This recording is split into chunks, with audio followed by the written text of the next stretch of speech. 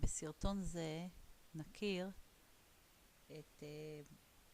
את תהליך המדבור ומהם הגורמים לתהליך זה. אז תהליך המדבור זהו תהליך שבו המדבר מתפשט לאזורים שבשולב, שבעבר היו פוריים. התופעה באה לידי ביטוי בהתייבשות נהרות, הצטמקות אגמים, המלחת קרקעות, התגברות סופות חול והתפשטות הדיונות המדבריות לאזורים שלא היו מדבריים.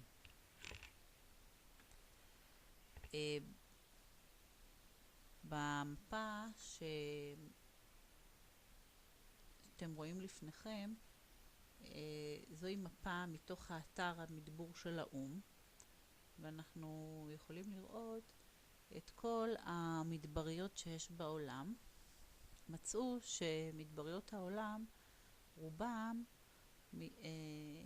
נמצאים בקו רוחב 15 עד 30 צפון ו-15 עד 30 דרום.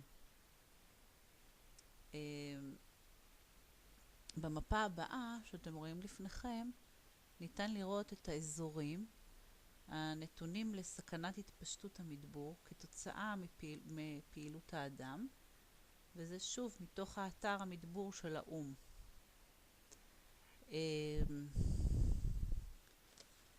תהליך המדבור הוא תוצאה של שילוב בין גורמים טבעיים לאנושיים. גידול האוכלוסייה המהיר בשולי המדבר הביא לניצול יתר של משאבים, ניצול יתר של מקורות המים, עיבוד יתר של הקרקע, השקיית יתר הגורמת להמלחת קרקעות, ראיית צאן ועוד. כל אלה גורמים לאובדן הצמחייה הטבעית ולהיחשפות הקרקע, התייבשותה וסחיפתה, ולכיבוש שטחים נוספים על ידי המדבר. מדובר בתהליך שמעצים את עצמו.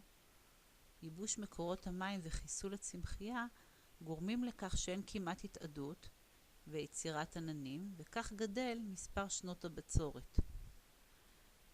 שנת בצורת זוהי שנה שכמות המשקעים הממוצעת באזור מסוים קטנה ב-25% או יותר מהממוצע הרב-שנתי.